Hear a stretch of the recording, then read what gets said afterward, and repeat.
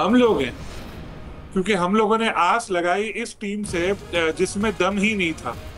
जो टीम बहुत बुरी परफॉर्मेंस का मुजाहरा कर रही है पिछले कुछ दिनों से, एक दो मैच जीतने के बाद हम समझने लगे कि वो इंडिया को भी हरा देगी तीसरा मैच, और वो तीसरे मैच में भी हार गए इंडिया से। हमने उन लोगों से आस लगाई जो पूरे टूर्नामेंट में नाकाम रहे। तो इस तरह तो जिम्मेदारी हम पे आयद होती है। अयाज साहब को मैं मुबारकबाद देना चाहूंगा। हम्म। अयाज साहब ने कहा था पहले ओवर में आउट होगा, चलो छठी बॉल पे नहीं, सातवीं बॉल पे या दूसरे ओवर में आउट हो ही गया अभिषेक, लेकिन उसका हम लोग फायदा उठा नहीं सके। अगर हम बॉलिंग का जिक्र करें तो जिस तरह हमने सैन तलत ने वो कैच छोड़ा, उस वक्त तक लग रहा था मैच जीते हुए अगर वो कैच पकड़ लेते शायद अब मैच जीत जाते, या रन आउट करते हुए जिस तरह ताखीर की। ये चीजें कुछ समझ नहीं आती कि ऐसा इंडिया के खिलाफ मैच में अमूमन ऐसी गलतियां हो क्यों जाती हैं। हम्म। बैटिंग में आपने देखा 13वां ओवर चल रहा था, इतना अच्छा जा रहा था कि हमारे जैसे बेवकूफ लोग कह रहे थे 200 रन बन जाएंगे। ये हमने ख्वाब सजा लिए थे, हमने प्लान भी बना लिए थे मैच के बाद जाके चलो एंजॉय करेंगे, खाने वाने खाएंगे, दोस्तों के साथ बैठेंगे। लेकिन वही जो हमेशा हर इंडिया पाकिस्तान मैच में होता है कि पाकिस्तान की पोजीशन ऐसी है जीतने वाला है, एकदम मैच तब्दील। 33 रन पे 9 विकेटें गिरी हैं, 33 फॉर 9। ऐसी परफॉर्मेंस ओमान और यूएई की भी नहीं होती। और ऐसा नहीं था पिच पे कुछ है जबरदस्त। शुरू में साहबजादा फरहान की बैटिंग आपने देखी होगी किस तरह वो खेल रहे, इवन फखर भी बेहतर खेल रहे थे, साइम अयूब कल लग रहा था कुछ करेंगे, फिर वो आउट हो गया। एक प्लेयर 7 में से 4 मैचों में 0 पे आउट हुए, 33 रन बनाए, 6.5 उसका एवरेज है, 7 मैच खेल गया वो। आप सोचे अमूमन एक दो नाकामियों के बाद ही प्लेयर को बाहर कर दिया जाता है, 7 मैच खेल गया। वजह ये है कि पीछे आपके पास कोई बैट्समैन बैठा ही नहीं, जो आपका स्क्वाड सेलेक्ट हुआ था उसमें कोई नहीं है। विकेट कीपर हारिस मुकम्मल नाकाम, कैप्टन हमारे नॉन प्लेइंग कैप्टन जिन्होंने कुछ नहीं किया पूरे टूर्नामेंट में लेकिन खेलते गए, और वो बहुत बुरी तरह एक्सपोज हुए कल भी जो उनके डिसीजंस थे। और उन्होंने हारिस को जिस तरह बॉल दी, और हारिस भी ऐसे ही है, एक होता है बड़े मैच जितवाने वाला प्लेयर, हारिस बड़े मैच में उनकी परफॉर्मेंस ऐसी रहती है कि टीम को नुकसान पहुंच जाता है बहुत ज्यादा। ना सिर्फ इधर, एक और इंडिया से मैच में इन्होंने कोहली से छक्के खाए थे, एक और इंडिया से मैच था उसमें भी इनकी परफॉर्मेंस खराब रही थी। तो ये ओवरऑल हमारी टीम की ऐसी परफॉर्मेंस थी शुरू से ही। मैं तो बिलीव वो तो आपने पहले डिफाइन कर दिया था, जब ताबेदारी बहुत ज्यादा होती है, फर्मा बरदारी, शराफत, तो ये सारी चीजें, और फिर आप खेल नहीं सकते हो उस तरह से जम के, तो फिर ये नतीजा तो आता है। सलीम खालिक साहब, आपको लगता है कि साउथ अफ्रीका के साथ कोई नेक्स्ट सीरीज में कोई टीम में तब्दीली आएगी, या यही कैप्टन होंगे माशाल्लाह, यही टीम होगी? देखिए, एक तब्दीली तो बाबर आजम को तो लेकर आ रहे हैं, ये मैंने पहले ही बता दिया था, हमने स्टोरी भी की थी उस पर। और एशिया कप के लिए भी बाबर को लेकर आ रहे थे, लेकिन आकिब जावेद और माइक हसन चाह रहे थे कि उनको ना लाए, पहले सेलेक्ट नहीं किया। लेकिन जब इंडिया से पहले हारे शुरू में तो बोर्ड ने कहा इसको भेजो, लेकिन वहां से जवाब मिला कि जब तक कोई प्लेयर इंजर्ड नहीं होगा बाबर नहीं आ सकते। अब ये तो कर नहीं सकते थे कि खुद ही उठा के बॉल मार दें किसी को, तो उन्होंने कहा चलो अगली सीरीज में खिला देंगे।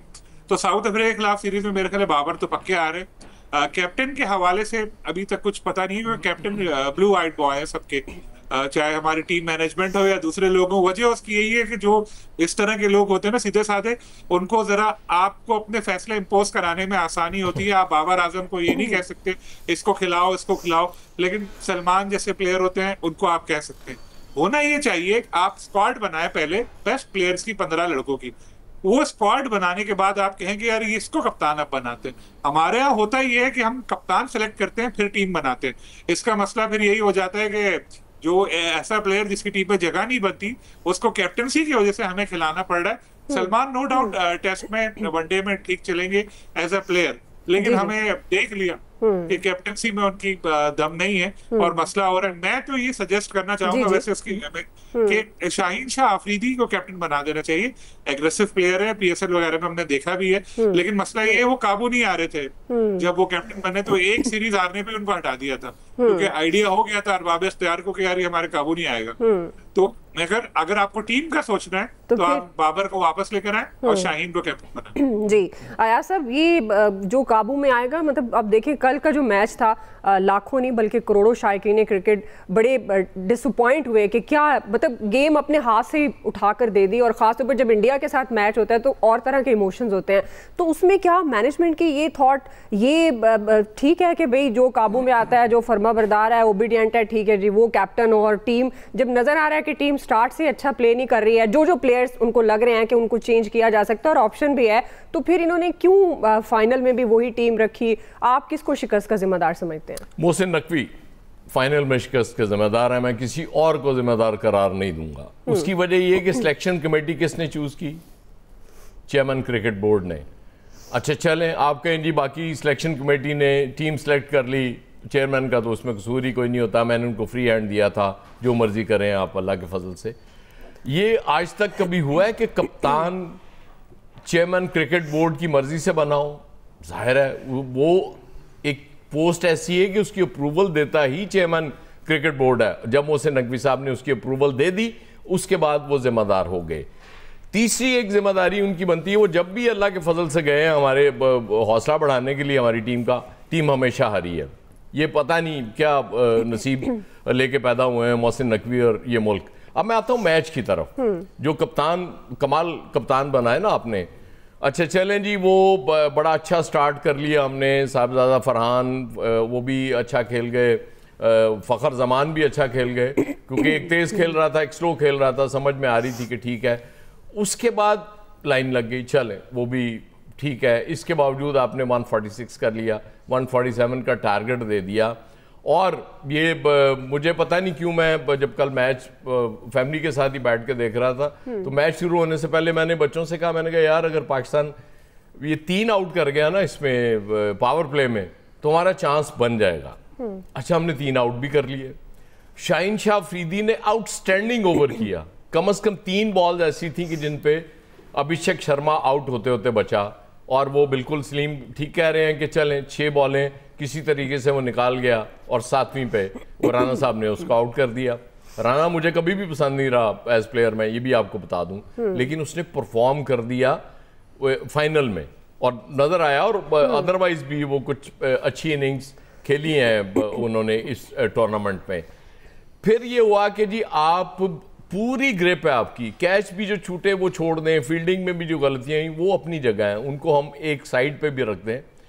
फुल आपने कंट्रोल किया हुआ है, रन्स नहीं बन रहे इंडियन टीम से, मुसीबत में पड़े हुए हैं। फिर अचानक कप्तान को ख्याल आता है कि हारिस रऊफ के तो अभी 3 ओवर पड़े हुए हैं, तो इस ओवर में बड़ा जरूरी है कि मैं हारिस रऊफ को लाऊंगा तो इसके 3 ओवर पूरे होंगे। ओ भाई अबरार एक्स्ट्रा ऑर्डिनरी बॉलिंग कर रहा है उस वक्त, उसका चौथा ओवर क्यों नहीं कराया तुमने? अगर ये 1 ओवर कम भी हो जाता तो कोई इशू नहीं था, लेकिन नहीं, चूंकि तय किया हुआ था कि जी मैंने हारिस रऊफ के ओवर को ज़ाया नहीं करना, क्योंकि कोई ओवर ज़ाया हो गया तो पाकिस्तान खुदा न खास्ता जीत ही ना जाए, मतलब वो भी सूरत बन सकती है। अबरार का वो ओवर डिसाइसिव हो सकता था इस मैच में, पॉसिबल है, क्योंकि इतना ज़्यादा वॉक डाउन हुए हुए थे इंडियन बैट्समैन कि वहाँ एक निकल के मारने की कोशिश करता, वो आउट हो जाता, और ना भी होता तो वो कोई 12-13 की वो रिक्वायर्ड रन रेट पे चली जानी थी उस ओवर के बाद। फिर आपने हारिस रऊफ के कराने एक और आपने बड़ा जुर्म कर दिया कि उसका अबरार का वो एंड ही चेंज हो गया कि जब चौथे ओवर के लिए अब वेरी नेक्स्ट ओवर में लेके आए अबरार को, तो वो दूसरे एंड से उसको बॉल करनी पड़ी, वो उसने भी एक 6 खा लिया। अब एक बॉलर एक एंड से बेहतरीन बॉलिंग कर रहा है, उसको समझ आ रही है स्पॉट्स की कि कहाँ मैं बॉल कर रहा हूँ, डाल रहा हूँ, और वो ठीक जा रही है और इंडियन बैट्समैनों से नहीं खेली जा रही। इससे बड़ा क्रिमिनल एक्ट और क्या हो सकता है?